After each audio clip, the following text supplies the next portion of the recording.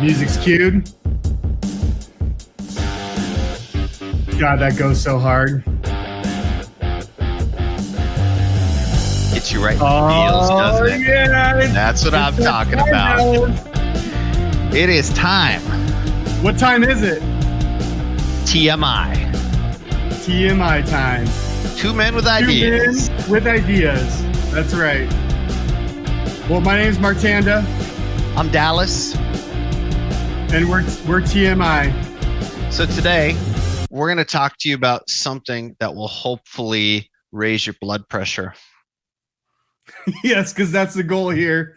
Right. How many people can we induce heartaches to? Yeah, so for those of you who are tuning in for the first time, we're fighting a war against the flood of culture that is aimed at undermining or destroying traditional values, whatever traditional values mean to you, right? I guess you could quantify that as the extreme progressive left or the extreme crazy right. We're very much against extremism, right? But we've got ideas that challenge what we're told every day from mainstream media and different sources, and we've been following a progression that is based upon personal responsibility. We believe that the problems that we experience every day don't require you to be extremely wealthy or to be a billionaire, but require you to take ownership and personal responsibility of things that adults have responsibility over. And there's a gap. There's a huge gap from the way things are today versus the way they are, or the way they were 50 and 60 years ago, when it was possible to have single income households if that was the choice. Yeah, I think so much has changed, and I think this topic of education is one of those experiences that we're kind of thrusted into that has driven additional change, socially and economically. I think the biggest thing that I can say from just off the top is that although education is important, I will never say that it's not important to be educated. I just think that the way that we prioritize it and mandate it takes away some other opportunities for learning through experience. I can tell you from my perspective, I never really saw my dad work. Did you? No, I saw him at work. We had opportunities to take lunch to him, or when there was a vehicle broken down, pick him up from work, tour the facility, or see where he was working and the kinds of stuff that he was working on, but never actually saw him work. Did you ever work with him? Technically, yes. We worked for the same company. I had a temporary job when I was 19. Oh, as a young adult? Yeah, and I worked in the warehouse, but he was the paint chemist. So worked for the same company. I didn't know that. Yeah, at Parker Paint in Tacoma. He was a paint chemist, and I worked in the warehouse when I was 19. Okay. It was seasonal, temporary job, so we did technically work at the same place, but well, that's cool. I never really watched him work. Yeah. Well, I couldn't say the same, even in the same, business or whatever. I mean, and I'm not saying that my dad never worked around the house, but made a living. I never watched my dad make a living, right? Mm-hmm. Or I was never alongside of him watching him make a living. So I never really had any experience in that. And I think that's something that, is an important, and I think it's repeated. It's the theme that's going to be repeated in this conversation, is that there's a ton of experiences that maybe we miss out on, being thrust in this education system, and watching our parents, work is a big part. It's a big part of that. I had a lot of experience with my parents doing work around the house. Hmm. My parents were all about yard maintenance and keeping the outside of the house looking really good, Hmm. gardening. My dad was a house framer before he was a paint chemist. And so whenever we had projects or whatever, I was the chalk line snapper, tape measure holder, and got yelled at for not doing it just right. So I have a lot Yeah. of experience on in being able to use basic tools and perform basic construction You operations should that ask your dad for a certificate or a degree for, like achieving, a craftsman level of flashlight holding or tape measure holding. Like, I I, think I, you t- deserve that. I And if tell he you doesn't what, give that to you, you should make one for yourself. I tell you what, and that was back in the day when we were holding the antennas and putting aluminum foil on the end of the Yeah. antennas. So I Yeah. did that too. Um, Uh-huh. I don't know if I was the best at that, but I sure learned a lot. Yeah. That's But I great. think, today, we've been following the theme of we defer so much to the government. Yeah. We defer all types of our life to third parties, right? Hmm. Sometimes that's government, sometimes that's corporations that provide a service. When we're in situations that we're not getting a good service from one company, we can opt and go to another company, right? we Right. can we can switch grocery stores, we can switch lawn service, we can switch brands of weed killer for the front lawn. We have Right. choices when it comes to things that are subsidized or influenced by government. Our choices go down, or it appears that they do, right? And so Yeah. when we're talking about ways to take responsibility over outcomes that we experience in our life, one of the huge issues that constantly comes up is sidestep the government. Do not be dependent upon government systems. Sometimes you don't have a choice. You have municipal power and water heavily regulated by the government. But guess what? When it goes out, because whether it's by accident or on purpose, you have no recourse. However, your responsibility as an adult is to take care of yourself.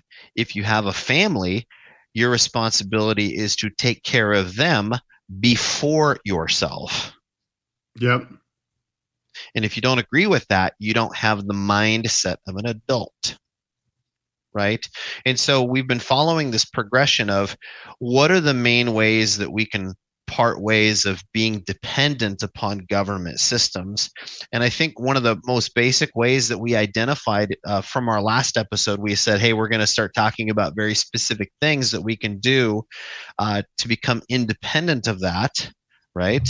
And the first thing that comes to mind is the public education system, right? I think, Yeah, and I think yeah, really just to call that out a little deeper, like there are really few things where I'm like, is the government really doing what it's supposed to be doing? You know, roads and education, right? And I'm sure, fire service and police service, like those are like the medical. I'm sure there's a level of that, but those are like the key, the bare, like the bare bones. If we're not being met, if the general public is not being met yeah, on those levels, like that's the first place where we start to have discourse, right? We have people showing up and saying, "Hey, this isn't right." And I see that, as we move into this era of where people are, inundated with more information and become more knowledgeable about how maybe the government is not performing the way that we want it to, that yeah. people are starting to show up and have conversations and make these people that are in roles accountable for maybe some of the lacking that is going on. So I just want to really call that out. Like this is an area, this is a ground floor area where people have a way to impact. Yeah, I agree. And I would also call out that I disagree slightly in the purpose of government. I believe that it's the parent's responsibility to direct how their child is educated. I believe it's the government's responsibility not to provide the education, but to provide the opportunity for education. And maybe we can tap into exactly why I think that way, because namely because when they're the ones responsible for education, it's their opinion on what my child learns or what they think my child learns Right. versus me. I give up control of subject matter, uh, things like modalities of teaching or opportunities that suit the needs of my child or children specifically. When they do it, they have to manage very large systems, which makes their level of flexibility very limited. Mm-hmm. Right. And so it's good for a lot of different situations, I think. Right. Both of us have spent time in the public school system to one degree or another.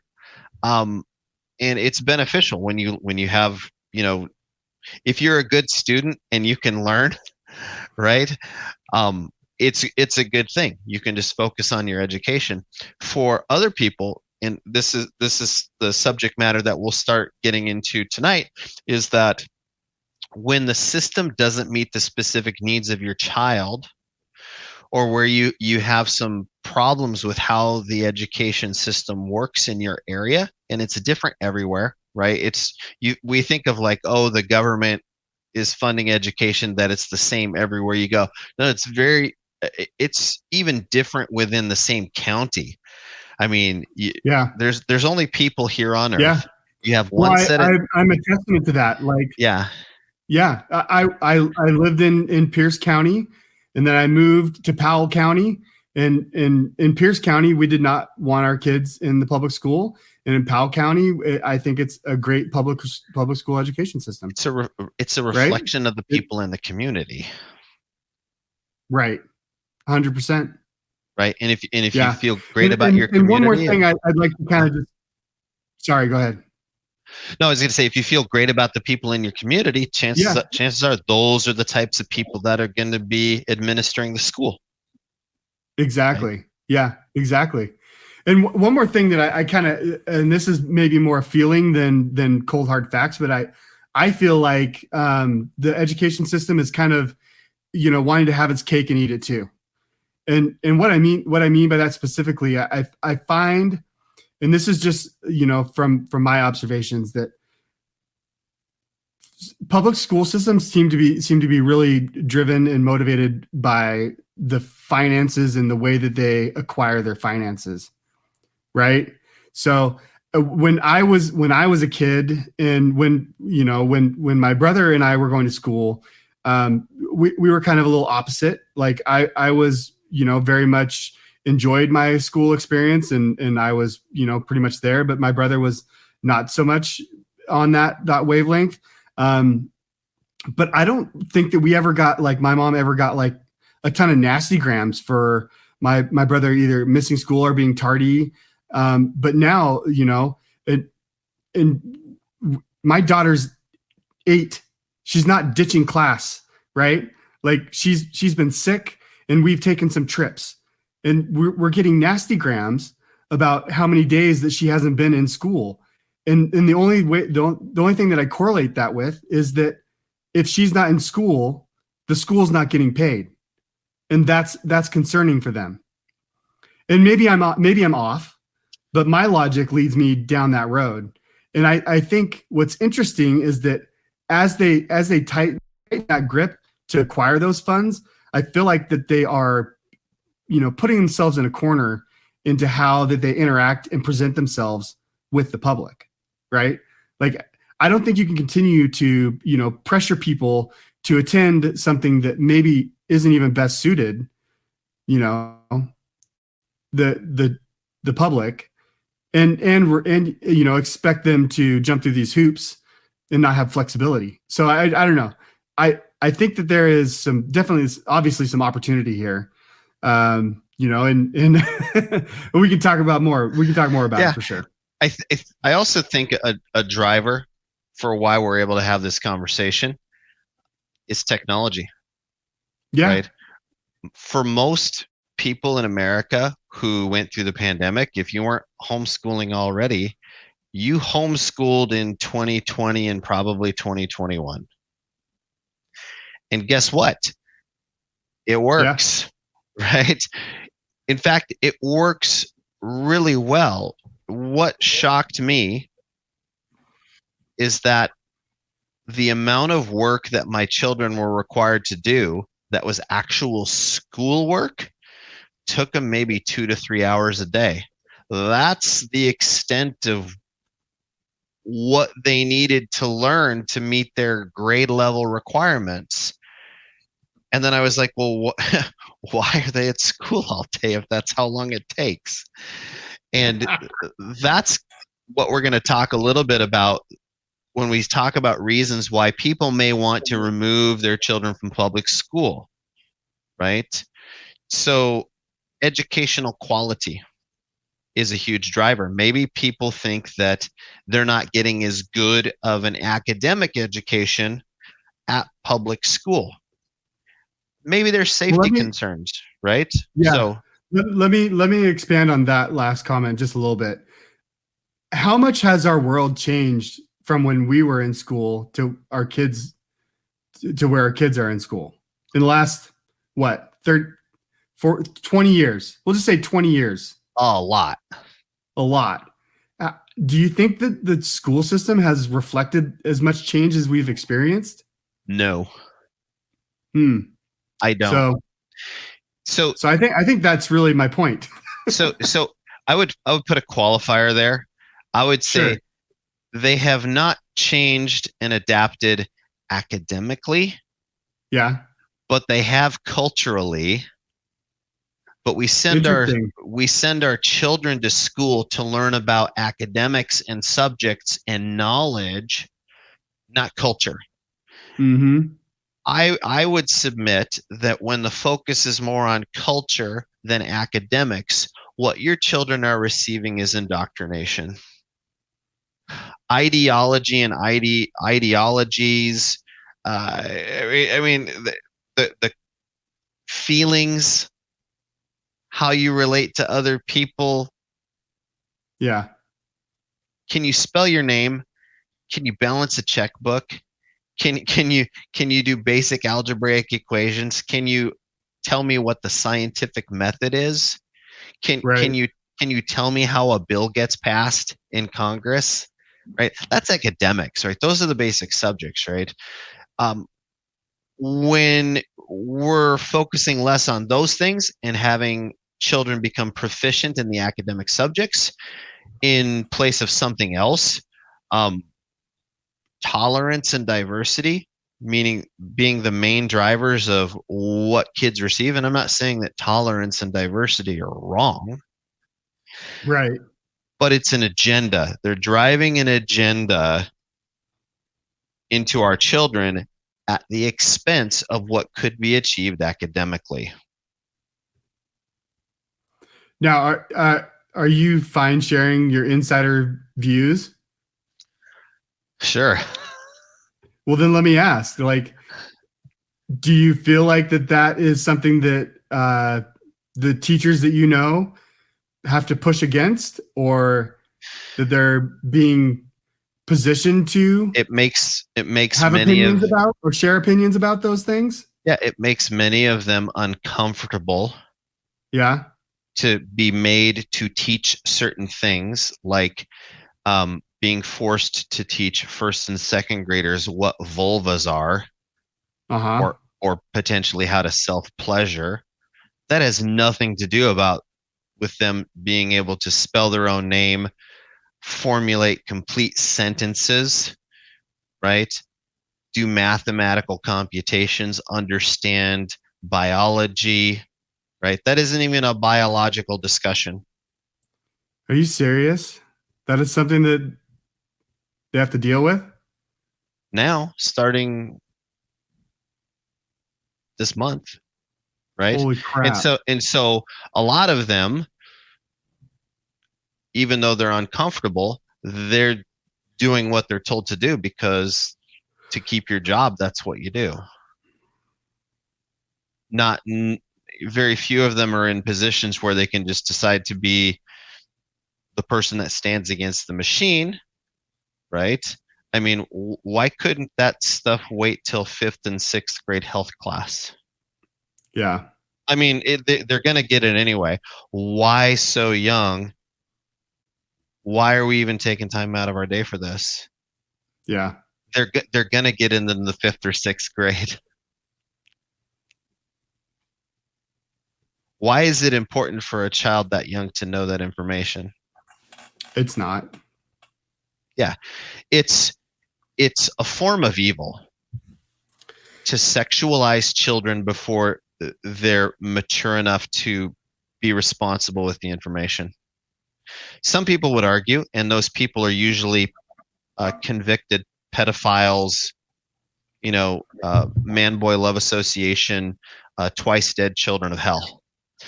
That's all I have to say about that. But I'm telling you that it's not the same everywhere.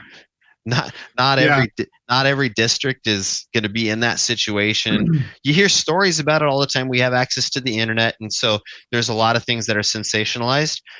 They're true. All those stories are true, but it doesn't happen that way everywhere. It's a great point, though, and the fact that there could be uncertainty should drive anyone who's sane to start asking questions and validating, because I think there's been okay, so let me correlate this to my work knowledge. And as far as security goes, right? So computer security, there is something that is called trustless, right? Trustless or trustless? Trustless, right? Yeah, trustless, like yeah. Trustless access. So there is no trust, right?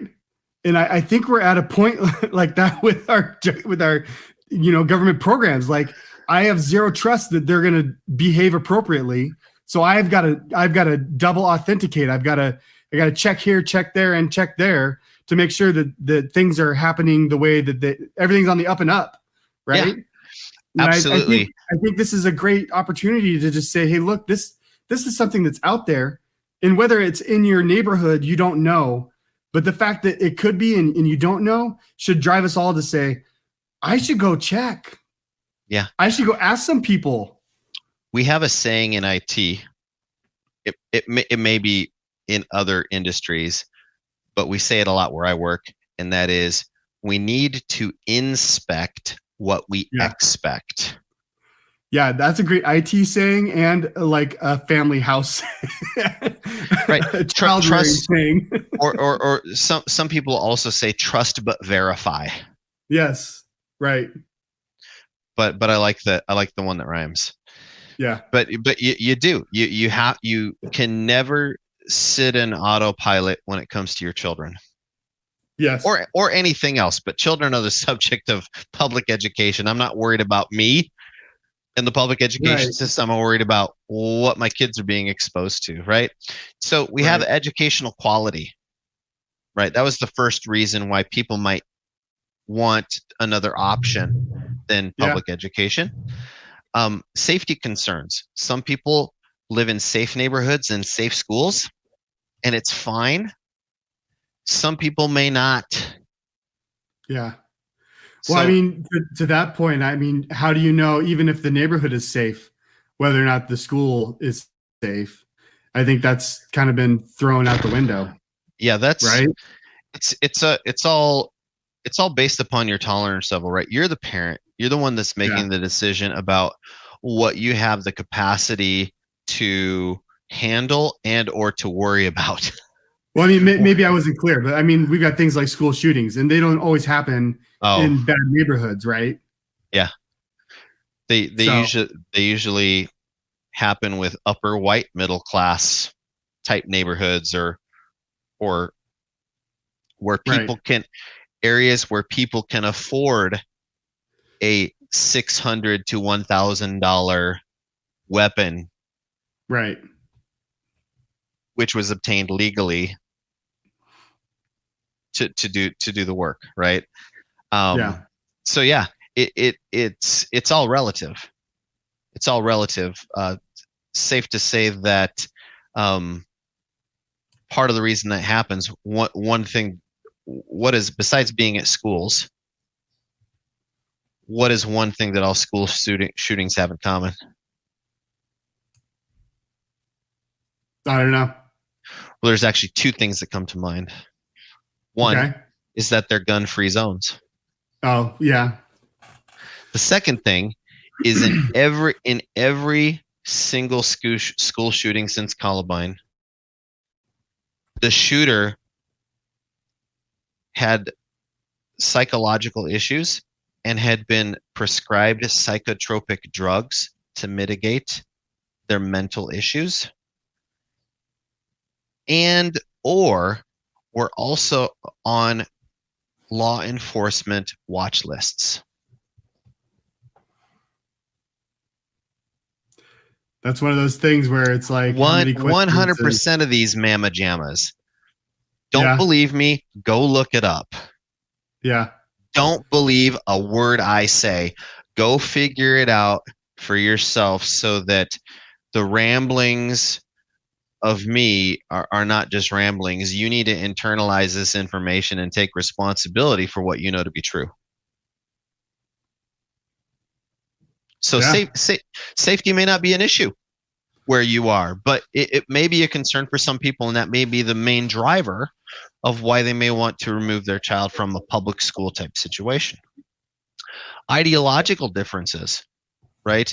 Maybe in your area, you notice that they're teaching your kids values that you don't share. And you're like, I don't want to have my kids come home and then re-educate them against the nonsense, none of which has to do with math. Nobody's going to argue whether math is Republican or Democrat. Math is just math. Mm-hmm. I would even go so far as to say that some people say, like, well, that Common Core math, and Common Core has nothing to do with the math curriculum. Common Core is a concept whereby multiple school districts across district lines and across state lines all have the same testing standards for the outcomes. The curriculum they choose within each district to achieve that is up to the district. I didn't know that. People say Common Core math. There's no such thing as Common Core math, right? The math curriculum may be jacked up and retarded because it's not the same way we learned in the back of a Peachy, which is still the right way. I mean, come on. But it's based upon educational standards across all the subjects. So if I'm a military kid and I'm learning all of my subjects in one state and my parents get stationed to another state across the country, if that's a Common Core state, then I'm going to be able to more easily transition into the different levels of stuff, even though the curriculum may be different. That's Common Core.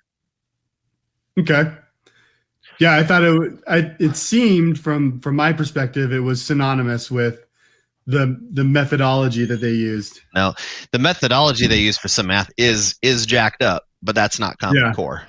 Yeah, that was ideological differences. And so now, so the next reason that we have listed as far as reasons why parents may want to remove their child from a public school situation is lifestyle or health concerns. How different is lifestyle from ideological? When you have a child with special needs, especially if they're medical needs, schools aren't set up for that. You may want a more flexible schedule where your child can complete lessons at home because they have medical emergencies. There's all kind of jacked up medical issues these days. Everything's a medical condition. You have the autism spectrum, you have ADD, ADHD, various combinations of all three of the A's, right? Then you have a other children with other traumatic behavioral issues where, it like, and I'm not saying that this is widespread in a lot Mm-hmm. of instances, but you have children who watched one parent die Yeah. in a shooting. You have children that are from broken homes and they've been collateral for both sides of the divorce, and they're just getting jerked around, maybe living with their grandparents. And Yeah. then they have subsequent psychological issues, right? And then And they they get and put on IEPs. but they also need medical care in Yeah. some instances, right? So there's all kinds of situations where the child's health requires that they have a different cadence to their education and a different level of flexibility that the public school just isn't set up to accommodate. It's not that they're necessarily bad, it's just they're not the right choice for that child, Mm-hmm. right? I maybe my child needs special accommodations because of where they're at, and there's a whole lot that could go into that subject, but I'm just saying that those kind of things are a real thing. Yeah. So ideological differences is my child is normal, and I don't want him spewing crap that I disagree with that doesn't go in line with my values, whereas lifestyle or health concerns is about, can my child receive the care they need and also complete their lessons? Yeah. A trip to the And hospital or I will whatever, say right? the other side of the coin is that I have seen, because I have my oldest son did have a lot of kind of, I guess, diagnosed mental health concerns to a degree. I think they might have been a little exacerbated by the education system. But to the system's point, like, they did make efforts to create a plan that made Hmm. sense for what they thought he needed. Yeah. And And I think I hindsight, I'll tell you my honest opinion. I think they did way more damage than good. I think they just gave him too much well, rope. It's like well, they let this 5-year-old kid run around and be able to. It was okay for him to come in and out of class and go run around like literally run around the school. And it was like, oh, it's okay. yeah, He's got these things going on. Like I yeah. just like And I just and didn't. what's I don't know. what's and what's interesting about that is that's probably a unique situation that that Yeah. that would not happen at certain schools, wouldn't happen at a Yeah. lot of schools. And so the point is that you as a parent have to gauge what's right for your child, Yeah. right? Maybe the school accommodates your child perfectly or is able to. Great. Well, that's what we would all hope, right? What if they aren't? Well, are you going to sacrifice a year of your child's education? 2 years? 3 years? However long it takes to get through a health issue or Yeah. whatever your child is going through, right? You have to decide as the parent what the right path is, and that may be a factor. That's Yeah. all we're identifying is that may be a factor, right? That may be a Um, factor for sure. and when we go through this list, I think it's important to understand that these are reasons that reasonable and prudent people may have for exiting the public school system, Yeah. right? It's not like leaving the public school system for private school or homeschooling is for religious nut jobs or what Right. we perceive religious nut jobs, right? Whatever picture we have in our mind, it's not for that. It's for all different kinds of people. It's something that's out there that is available to people who have the foresight and the resources to be able to take advantage of it, because the child is the most important thing. Yeah. The needs of the child come above the needs of the state, the needs of hopefully the needs of the parents. So hopefully the child is being brought up in a household that honors that responsibility of your job is to raise that child into adulthood and repeat the process of creating new adults. Yeah. Right? Not new children that can do whatever they want and have a lifestyle smearing green jello on their bodies naked in public as their Hmm. freedom of expression. That's not a life, right? That doesn't serve anyone, right? So you have to, if you're a parent, your responsibility is to find a way, whatever way you can. Maybe that path is using the public school system, maybe it's not, to bring that child to adulthood so they can balance their own checkbook, pay their own bills, live in their own house, do their own laundry, fix their own flat tire, wipe their own. You get the picture, right? What's Were you ready to next? get into some O.A.R.S? I want to touch on one thing, Okay. and that is we've been uncovering all kinds of situations where the country we live in has changed because the government has changed. The people are the good thing in this country Yeah, for the most we've part. definitely all we've agreed on that. When we think about loving our country, loving our countrymen, it's the people that we adhere to, not necessarily our government.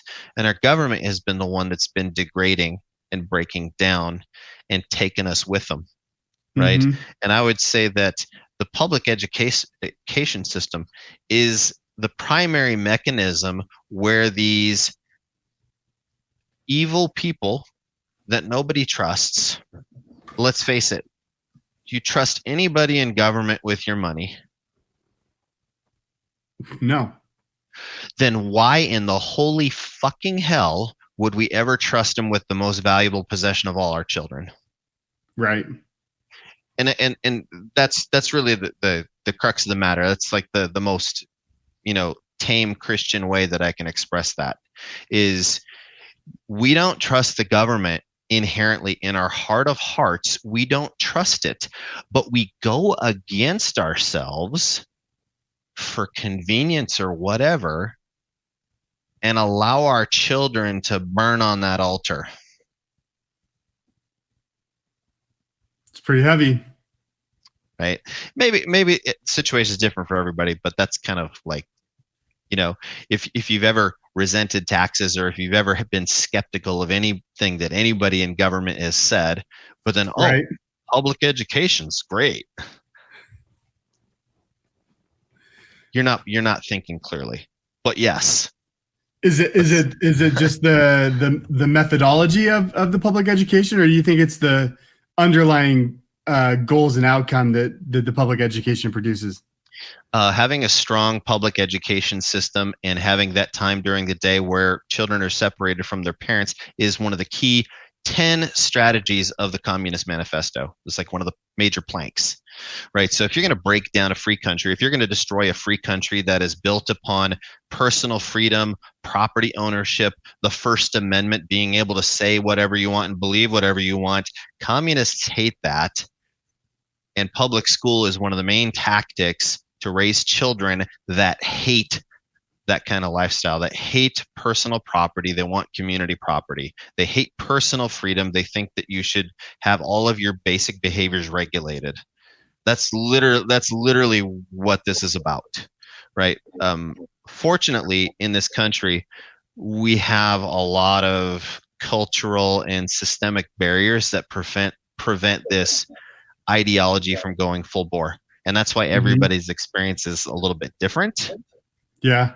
In Soviet Russia, there was no difference. You were literally taught the national lesson of the day in communist Russia, right? You were even taught what to think about the United States. I mean, I remember in the 80s,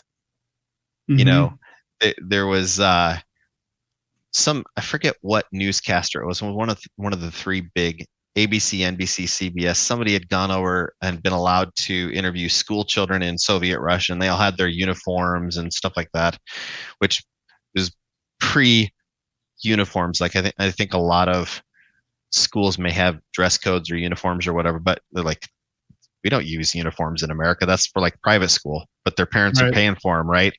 Um, Interviewing school children what they thought of America, and it was just scripted. I mean, it was just so obvious. I was a kid, and I was like, yeah, they're not being free with their speech. They're obviously coached on what to say to Uh-huh. these newscasters. All the responses were basically the same.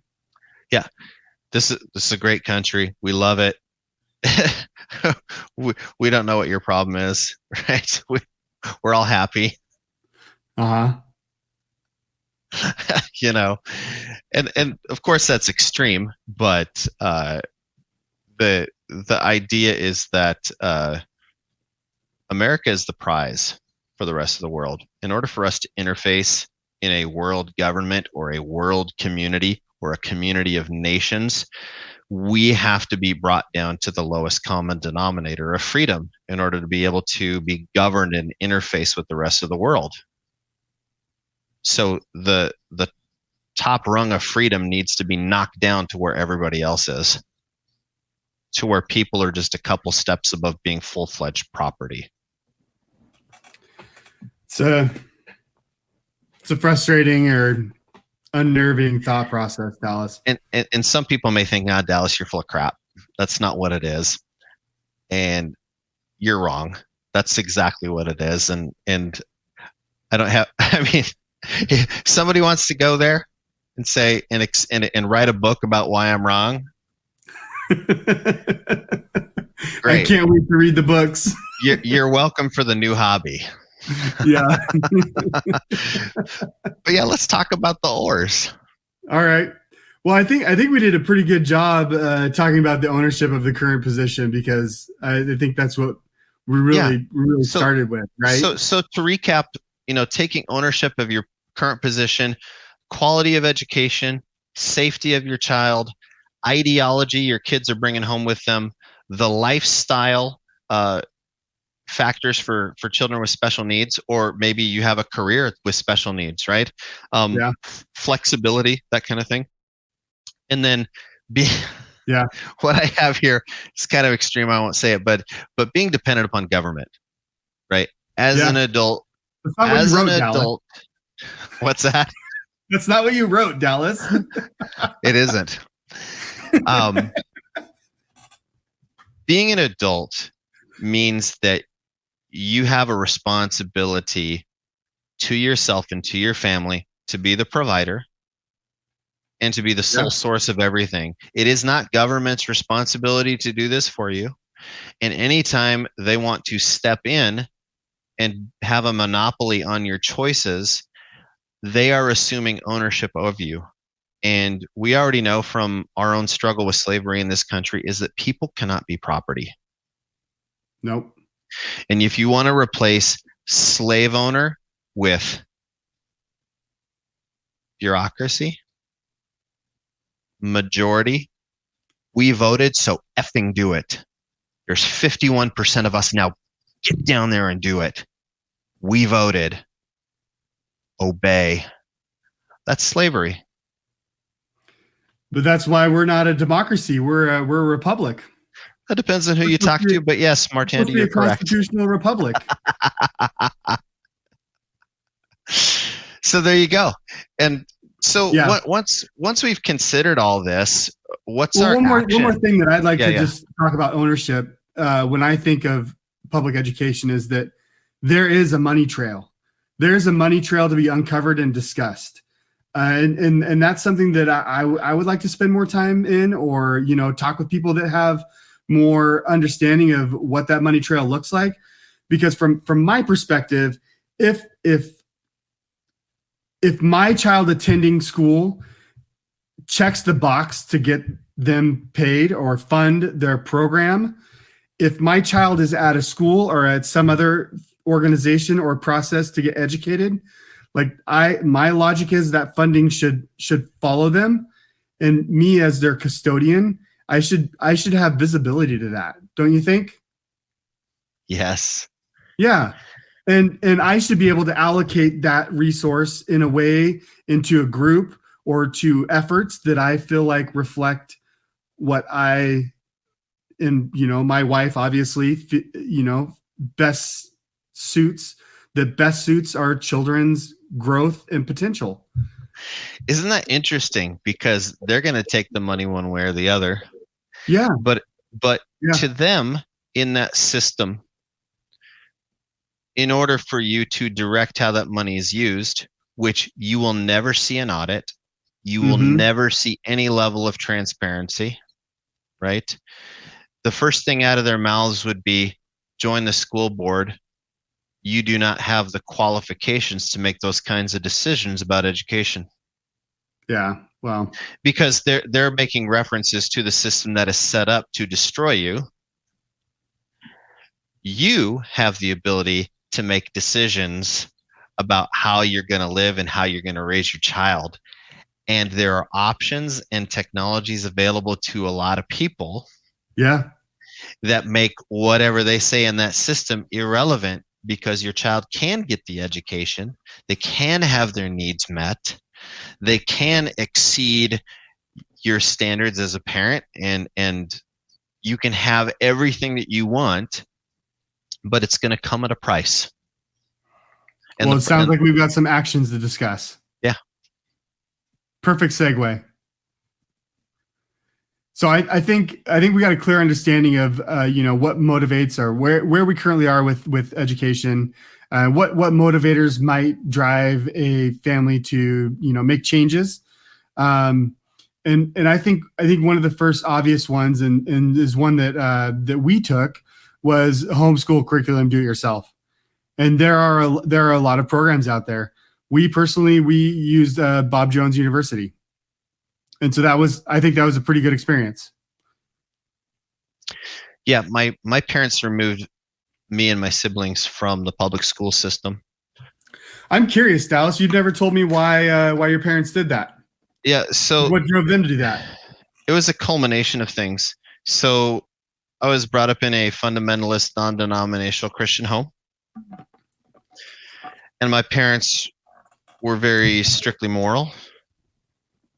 And so when my oldest sister had started junior high school, they noticed a trend in like the things that she was being made to learn. And one of the things that made them influenced their decision heavily was when my sister was made to watch the miniseries Roots with LeVar Burton. You ever remember that one? It was about slaves in America. Yeah. Well, what could be wrong with that? What could be wrong learning about the truth of slavery? Well, that's not what their concern was. The concern is that we are Christian and we do not want to expose our children to watching films with nudity in them. And they thought that they thought that they were using black people and the subject of slavery to exploit black people by showing them naked on film. That was completely unnecessary in their minds. And they said, hey, if this is the way that the public school is going to be doing this, I have a moral obligation to protect my child from pornography. Because guess what? The definition of pornography is naked people on film, whether they're having sex or not. To a fundamentalist Christian, that's what it is. It was pornography. And I'll be damned if I allow my child to go to school where they're going to be exposed to that stuff. And so that's what happened with my oldest sister. Oh, they had requested that she be excused from watching that, and the school refused. Oh. So that if the school said, oh yeah, we'll have her do some other studies or homework, they probably would have been like, okay, they respected our wishes. As parents, had her do something academic, instead of watching pornography. I might have been in the public school system for the rest of my, education. But no, she told my parents what was going to be happening, and my parents had a conversation with the school, and they're like, I forget if they blew them off or if they said yes and actually didn't do it. But when my parents found out about it, they're just like, yeah, we can't allow this to continue. And so in the school year ending in June of 1983, June 10th, 1983 was the last day of school. And I remember because on that day, my parents picked me up from school and we moved to a new house. We had moved into a new house on that very day. So that's why that date's in there. Yeah. And then we lived right across the street from a public school and we were taught at home. Oh, how ironic. That's great. So that's how that happened. So that happened, that went on from 1983 until I went back to public high school. The school year starting 1991, September of 1991, I went back to. So what I think is school. Interesting about your experience, and it's different from mine, is that and you know, tell me more about it. But for us, my wife had to stop working to homeschool our kids. But that wasn't your experience, was it? No, our curriculum was set up. It was called A.R.S, which is short for Accelerated Christian Education, where it was self-paced. And as long as you could read, you could do it. And so, except for my brother, my brother had to learn how to read from home. So he had phonics, learned his alphabet, learned sounds, learned how to put together words. It was a little bit different than the see Dick and Jane run, go Spot go type learning, but it was similar structure. And so he was the only one that had to learn how to read from homeschool. All of us already knew how to read when we started. But was your mom there? Sometimes she worked. Sometimes, right? She worked part-time, but we really didn't need her. I mean, we had things that required parental supervision. So at the beginning of every subject workbook, we had vocabulary words with definitions that we had to read out loud.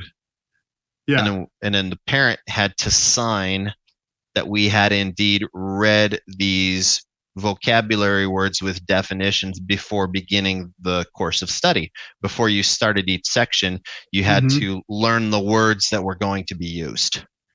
So what I thought was interesting is just the fact that you're to some degree your siblings and you were self-taught. I didn't have a teacher. Yeah. So the culture shock that I received in coming back to public school was that all I had to do is listen to the teacher. That was it. I was like, do we have to go research something? Do we have to go look something up? Well, no, she's going to tell you what parts of the book to read. So she's even telling me which section of the book the answer is going to be in. Yeah. It was like cheating. Because in homeschool, I literally had to read everything and find out everything on my own. And if I didn't get it the first time, I had to read it again to find out the answer. And then when I went back to public school, it was just like, okay, we're going to be testing on chapter 2, paragraph 3, and then blah, blah, blah, blah, blah. And it was like, that's it. So I got good grades in public high school. In fact, I got such good grades that I literally did not turn in homework the last semester of my senior year in chemistry, and dude gave me a C. Yeah. I literally just was like, oh, whatever. I don't care what a mole is, 6 times 10 to the negative 23rd or whatever the heck it is, what number a mole is.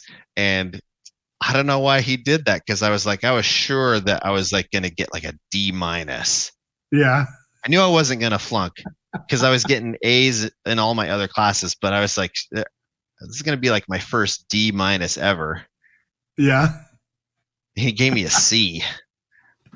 Wow. He must have liked you. I didn't give him any problems. But anyway, but when you go through 7 years of your life not having a teacher, having to figure everything out on your own, having your parents help you with words and basic Yeah. comprehension, Yeah. and that's it. Well, I think the reason I'm just calling that out is that I think that's one of the biggest questions that the parents have is like, if I homeschool, how am I going to do it? Like, I'm going to have to give up income to do this, or I'm going to have to Yeah. reprioritize my time to do this, because I think that's the real gotcha is like Yeah. we're So so used to just relying on the education system so really as childcare. yeah. So to answer the question, it is childcare, right? Yeah. If there's no one around to take care of your children, fortunately, all of us kids were old enough to not burn the house down, Yeah. right? I was 7, 8, when I started. My brother was a little bit younger, but then I had 2 older sisters, so we had people in the home, right? How much older? What's that? How much older? So one sister 2 years, and the other sister 3 years, for 4 years. So Older. 10-year-old was the oldest? Yeah. I could never imagine leaving my 7-year-old and my is she 8 or 9? Crap. Part of it's how we were parented. If we That's screwed gotta up, be a huge our dad would kill part of us. it. Yeah. Yeah. Like before I learned how to fear God, I feared my dad. Yeah. For Yeah, I better, think that's for better or for worse, Mhm. you were going to do what you were told. Yeah. We're easygoing. We give our kids a lot of leeway. Like, who cares? Like, it's okay. Right. Nothing was okay. Your job as a child, the reason why you exist as a child in this household, is to do exactly what you're told. My dad ruled with a rod of iron, and maybe that's unfortunate, right? For the sake of some of my siblings and how they navigate through life. I became resilient. Yeah. I overcame that kind of stuff. But really, your interaction as a parent, you have to give your kids responsibility. You have to lay it down. Like, your responsibility is to pick up your room, right? Your responsibility is to wash the dishes or to feed the dog or whatever it is, Yep. right?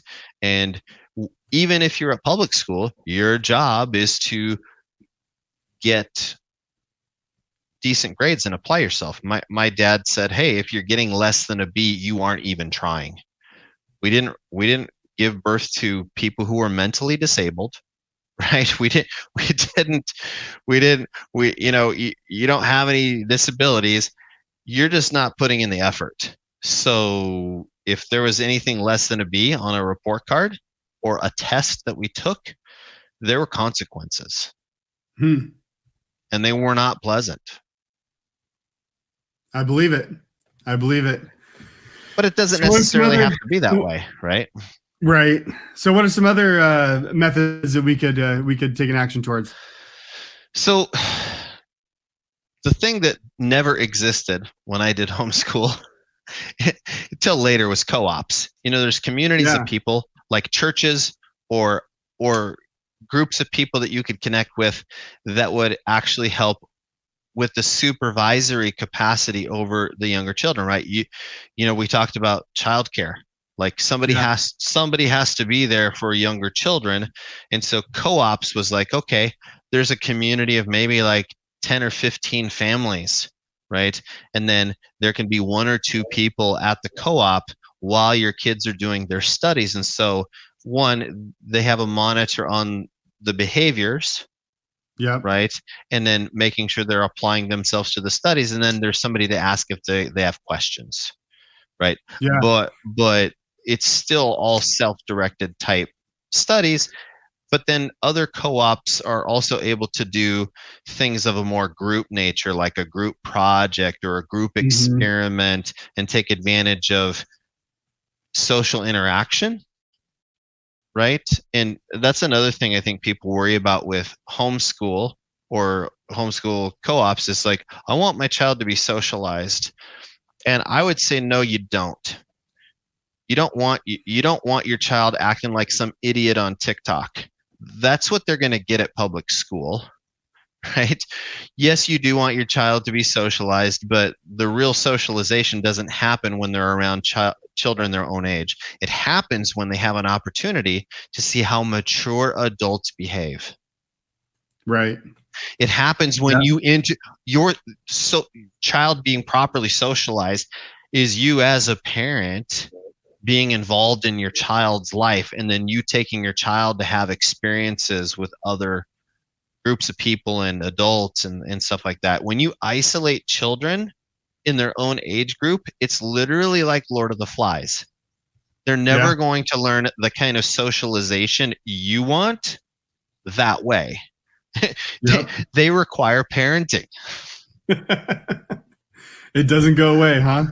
Never. No. I appreciate it. You know, and I think if we would have stayed in Pierce County, we probably would have ended up in a co-op. Yeah. I think we're looking in that direction. I think I would have enjoyed it as a kid because there were periods that were just a drag. It was not always the funnest thing. Yeah. Yeah. Do you have any experiences with private school? I don't. My sister, I don't either. My oldest sister, I think, did a year or two at Heritage Christian in Tacoma. Mm-hmm. Yeah. They cost money. Your curriculum is going to cost money. You have to buy the curriculum. So the main sacrifice, if you're in a co-op, is going to be the cost of curriculum and potentially co-op fees if they have a rented facility or some such thing, right? It's going to be above and beyond what you're paying right now. It's not going to be as expensive as a private school, but the quality of education is going to be pretty good. It's going to be better than what you get in a public school because you're only discussing academics. You're not discussing which of the 57 genders you are. You're learning actual things that have use in physical objective reality. Right. That's what you spend the day doing. I think that is in my opinion, the biggest opportunity. Well, you want to talk about if you can't find an alternative, if you're just plumb stuck in public education? So your responsibility to your children does not end simply because you don't have resources or because they're stuck in public school.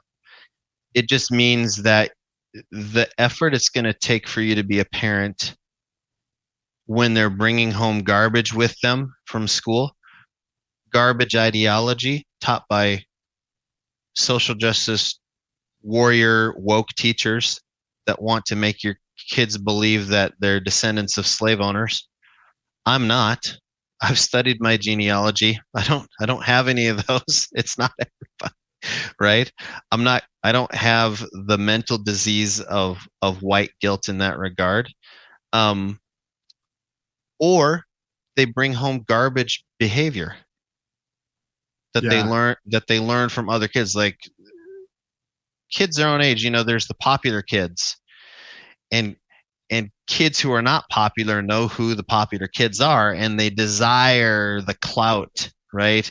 And so then they start mimicking these behaviors of the kids who are popular, and they're not smart behaviors. I mean, when you observe these things, it's like, where'd you learn that? Oh, Billy, he's like the coolest kid on the basketball team. Like, I can tell you what Billy really is, but your mom would get upset at me if I used those words. Right?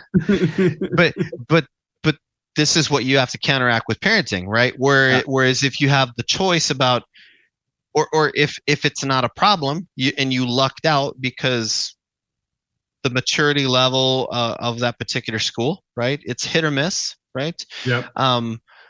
You just have to be consciously aware of what your kid is going through, and you have to be a part of their lives and communicate with them. And uh, I would say that this is an area that I struggle with because I don't actively prime my kids about what they learn in school. I'll ask them, because I work from home these days, and they'll come Yeah. home and I go, "Hey, how was your day at school?"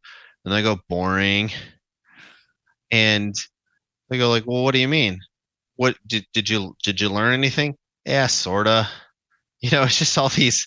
They have Right. no interest in school, and if they weren't all getting straight A's, I would be worried. It makes sense that if you're getting straight A's consistently for so long, I've never really had a problem with them getting lower than A minuses. It just means that they're not really being challenged for the most part by what they're experiencing. So they have a handle on everything that they're being told to learn, which is Right. great. Maybe, right? Maybe. Yeah. Um, I'm still the one that knows how to spell all the words in the household, right? So I'm the human dictionary, right? So that must tell you a little bit. But yeah, so it's you have to be involved in your child's life. You brought the child into the world. You are responsible for being involved every step of the way and never letting it slip and never letting somebody else's conflicting ideology or agenda get in the way. And then also the safety concerns, right? Yeah. If there are situations at school that are causing your child to be distracted, you have to be able to step in there and make a difference. I think it's just always being willing and able to have those, dinner table conversations or passing comments just to let them know that they can communicate things. And just, and then even I would say, if you can go out of the way to talk to teachers or staff of the school.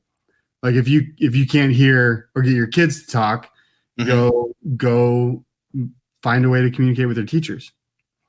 And I know that's awkward and it's uncomfortable and it's not normal. But we're not in a normal, you know, situation. I think Yeah, I don't think the state of the world is a normal a normal experience. So we're we gotta push ourselves to go out of that. we're effectively isolated, Martanda. I think Yeah, the pandemic yeah, catalyzed some things that have been in the works for a while, in that we're all attached to devices, and it affects mostly children because you and I, growing up in being born in the 70s or the 80s, yeah, we didn't have the advanced technology that we have nowadays. And so we had to speak to people. We at least had to know how to do it, had to have basic communications. My children knew how to use touch devices when they were 3. They, yeah, they, they intuitively knew how to zoom in, zoom out with the 2 fingers, right? yeah, I had to be told, like, how the hell do you do this? Like, well, you yeah. just do this with your fingers. Oh, well, where was there like a direction book? No, you just do it. I had to go through that. Where for them it was like it was wired into their DNA, right? Yeah, Because of what they were exposed to. The disadvantage, though, is their interpersonal communication, their ability to articulate and present ideas is not that great. yeah, Yeah, they can carry conversations with people. I have social children, right? I have jokesters, right? yeah, I have one introvert, right? But he can still talk and he can still debate, right? Um, the the way they handle conflict in communication and how they overcome that, I think, is like the main barrier. The yeah, the things that we learned allowed us to navigate through interpersonal conflict, where communicating with emojis and being taught that if you're angry or if you want to punch somebody in the face that you're going to be suspended forces kids to suppress their feelings. They don't know how else to express themselves because all the while they're just using emojis and acronyms and stuff like that, and they don't have a way to verbally express in a complete sentence about their disappointment, or saying, hey, it feels like this is going on and I'm not really happy about it. Are my feelings unwarranted? Yeah, And then wait, I and think then you're waiting for more an so answer. to a degree of that they already at a young age feel like no one cares. How do you mean? Um, I I think to that point of isolation, like affecting our young people, I think it just kind of breeds this idea that nobody cares. Nobody's interested, or even if they have a feeling, like it's uncomfortable for them to share the feeling, and even more of a risk to share a feeling that nobody cares to hear. Right. So the risks don't outweigh the benefit. Yeah. Kind of a thing. And I think that all goes back to parenting, right? Yeah. It has to be you, right? Yeah. And that's an area that, like I was saying, coaxing that out of my children is probably like my number one challenge. Yeah, it is a challenge. I like when I'm engaged with my kids, because I know if I ask them how was your day, it's gonna be the same response every time. Like, oh yeah, it was boring. It was blah. It was just like there's no like. So I try and put myself like I challenge myself to ask it in a way that they don't predict, or like it can never be the same. Like I don't have any great examples, but like I'll always ask him questions are like, hey, when you're at recess, did anybody hurt themselves? Or like, hey, what was fun that happened today? Or did anybody make you laugh? Or, just like You're things that weren't about school, but just get him to talk about it, like relive the experience to some degree. You're throwing something out there that's off the wall that is unlikely to have happened at school, and you're just sitting there asking like, well, yeah, did anybody do that? Yeah. And they're looking at you like, huh?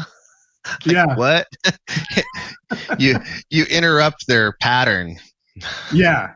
Yeah, and not like it works every time, or like I'm getting the fantastic conversations out of my 7-year-old's day, but it's like I don't know, it's just like I know that this is like if it's important that I at least just test it every day. Like I've got to figure out a way to let him know that I'm interested, and even though if he doesn't share anything valuable or I think is like insightful, like at least I'm making continued efforts to let them know I'm here. Yeah, one of the things that I do is mostly with my boys, not so much with my daughter.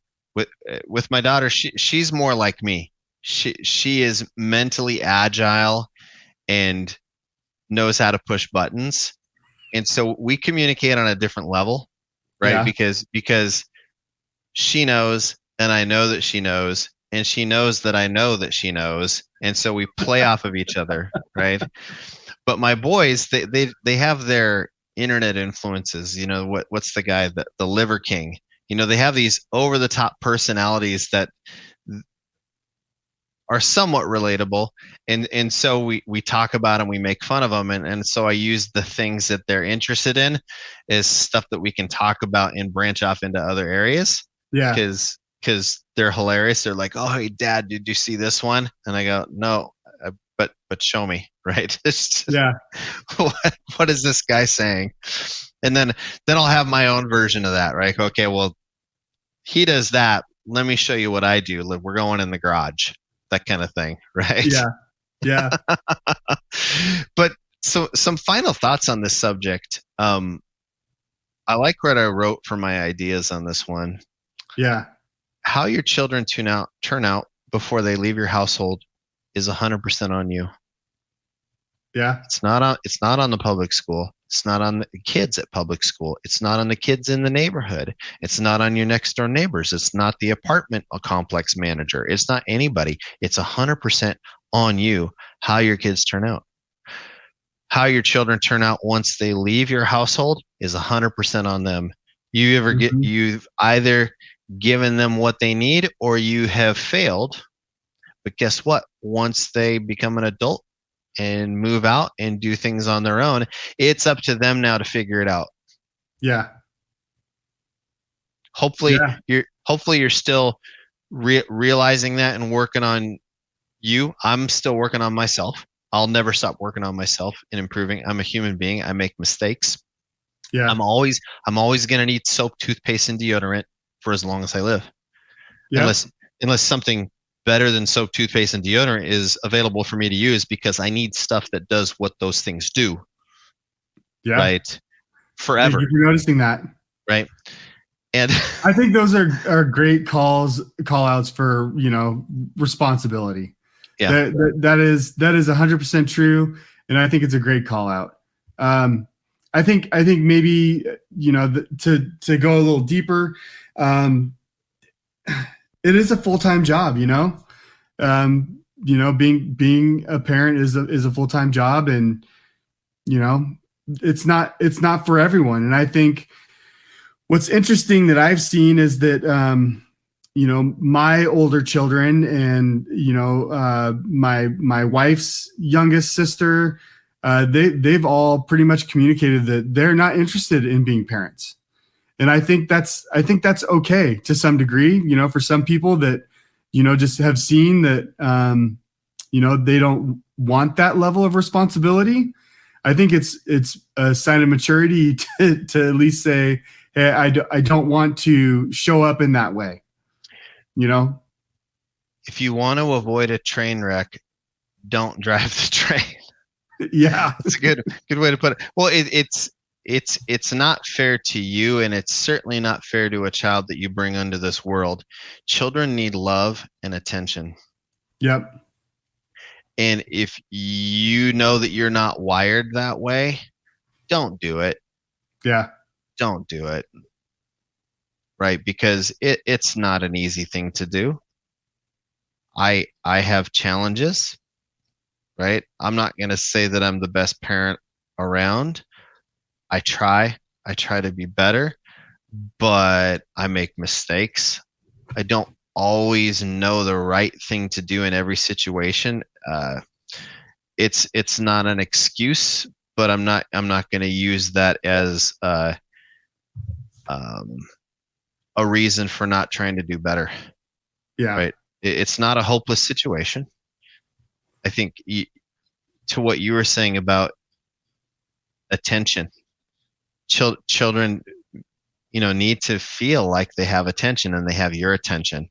And I think that if you can make your children feel like that, they're going to pick up on things, and they're going to surprise you.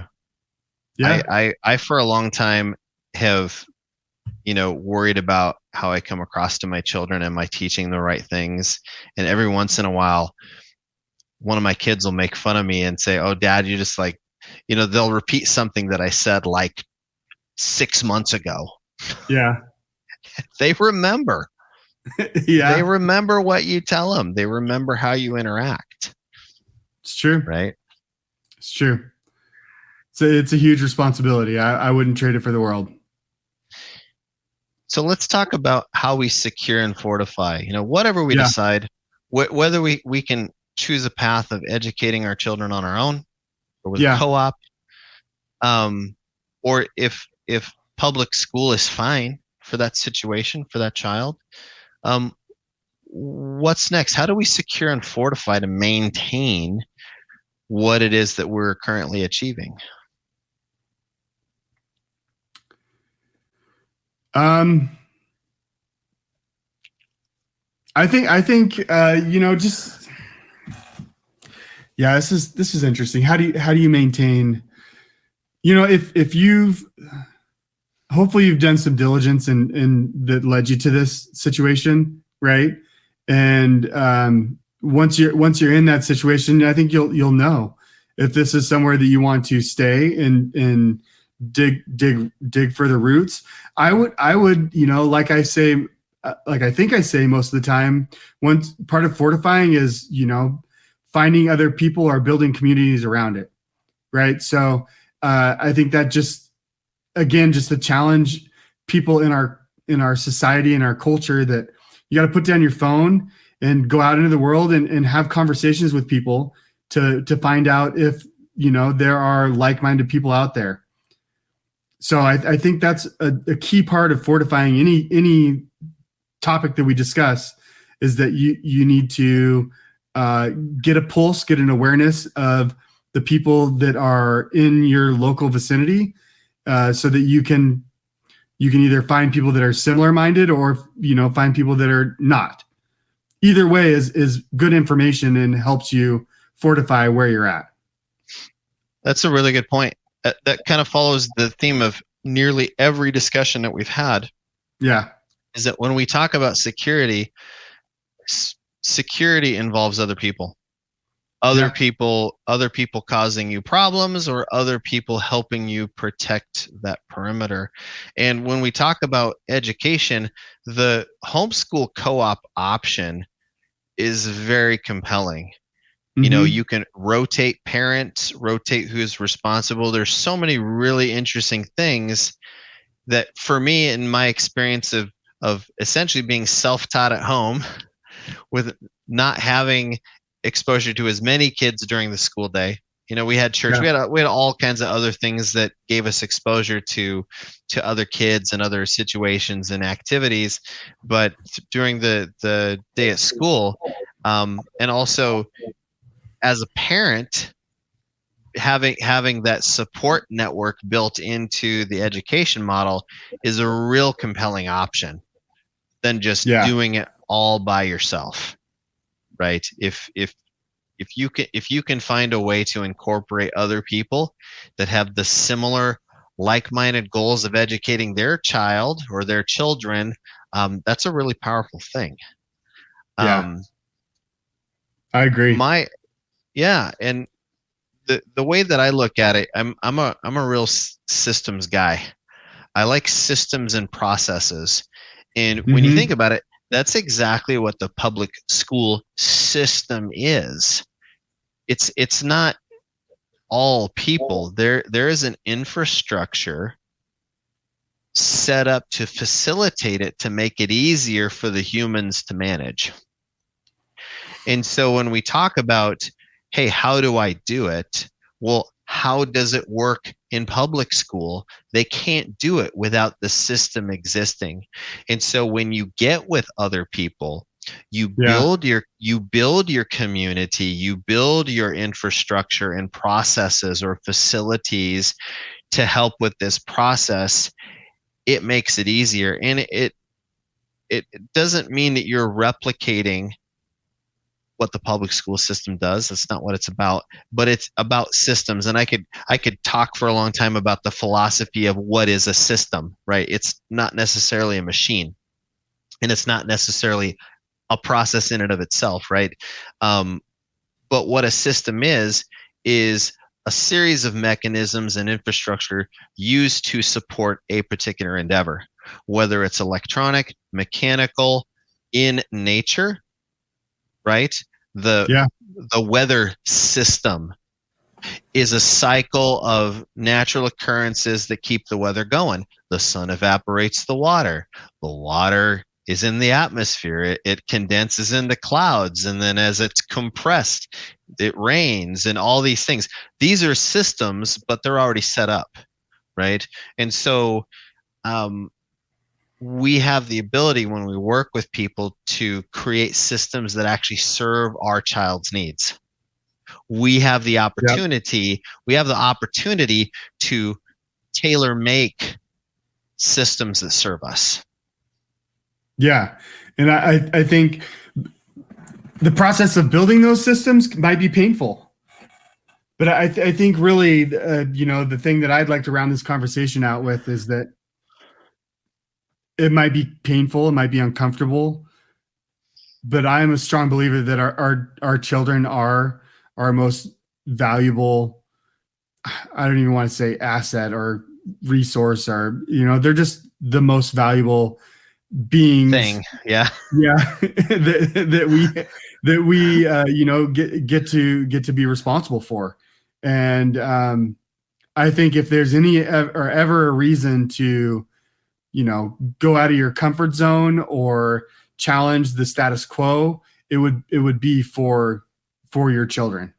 Yeah. You are going to be made uncomfortable. I'll tell you a little story.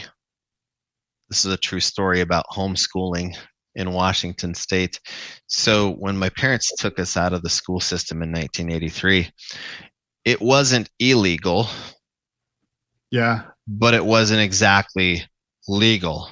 It was like a legal gray area of what was allowable. My dad didn't care, and part of that rubbed off on me as I grew up. It's just like my family, I brought them into this world. They're my responsibility. Anyway, fast forward, it was 4 years later, 1987. I had just turned 13 years old, and I got my first paper route. Yeah. And so my dad would not let me walk around South Tacoma by myself. And so he walked my route with me every morning at 4:30. We woke up, delivered papers on 2 different routes. It was like 110 homes. And we had a get together with all the other paper boys in the surrounding neighborhoods under the route manager who managed all of the paper boys. And there's this guy that comes up to my dad and he goes, "You're John Burnworth, aren't you?" And he goes, well, yes. Have I met you? I don't recognize you. I don't know you. And he goes, "Oh, I'm so and so." I forget the name of the guy. He's an older gentleman. And I live just down 84th Street. And he goes, "Well, I still don't understand how I don't know you. How do you know who I am?" And he goes, "Well, you teach your children at home, don't you?" And he goes, "Well, yeah, but how do you even know that?" He goes, "Well, my wife works for the Tacoma School District, and I've seen your picture." What? So back in the mid to late 80s, before the internet, before cell phones were widespread and all that kind of stuff, Yeah. they had taken pictures of my dad and probably us and had distributed among district employees of the Tacoma School District. Anytime you do something, and this goes back to what you were saying about pain and discomfort. Yeah. Anytime you do something that makes you less dependent upon the government, that hurts them. And they want to avoid pain the same way a child wants to avoid pain when they're a toddler and they need their pacifier. And they will do just about anything, kick and scream until they get their pacifier. It may not be as true in every instance, right? Everybody's going to have a different experience around this. But I'm just telling you, they're aware of that dollar. They're aware. Yeah. They're aware that your kid attending their school affects their funding, and they have the demographics of every kid that lives in their area, whether they're going to private school, whether they're homeschooled. They're tracking every demographic in their geographical area to understand what federal dollars they are missing. Yeah. And it's going to be uncomfortable. If you're not used to it, it's going to be uncomfortable. If it's a new thing, if you have self-doubt, it's going to be uncomfortable. You're going to have to experience uncomfortable things and discomfort for your kids, period. Yeah. That's just what it is. And there's nothing more worth it. Yeah. Yep. This has been a long one, Dallas. This is the longest one we've done. I think it's the most important one. Yeah, well, I think we both had a lot of opinions and experiences on this one, so it was a good subject for sure. Absolutely. Well, I think that wraps us up. My name is Martanda. My name is Dallas, and we're TMI. Hopefully, this has been TMI for you guys who are listening in. I'd be very interested, and I think Martanda would be very interested in hearing your ideas about how to address the issue of public education when it's not meeting your child's needs. Yeah, or just Um, experiences. yeah, And I know I've seen a ton more interaction. I don't know if it's just like the algorithms pumping it towards me or what, but I see a lot of parents that are not satisfied with the school systems and showing up on committee meetings and voicing them.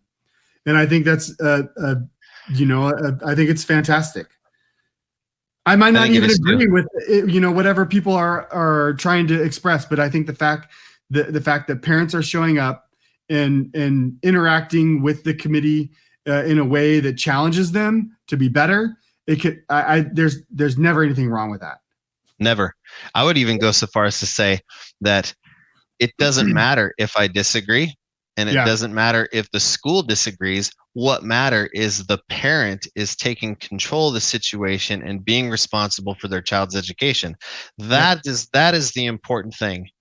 I'm I'm not going to agree with everybody on earth. I don't care. All right. I don't need to force people to think the same way that I do. So the fact that people may want to justify, they may think, well, that's not a good enough reason to do this. You, as the parent, are the law. yep, No one else matters. And if somebody tries to usurp your authority as your parent, you have a divine right to step in and set things right. flex those rights. Right on. Anyway, Awesome. we're two men with ideas. We'll see you next time. See ya.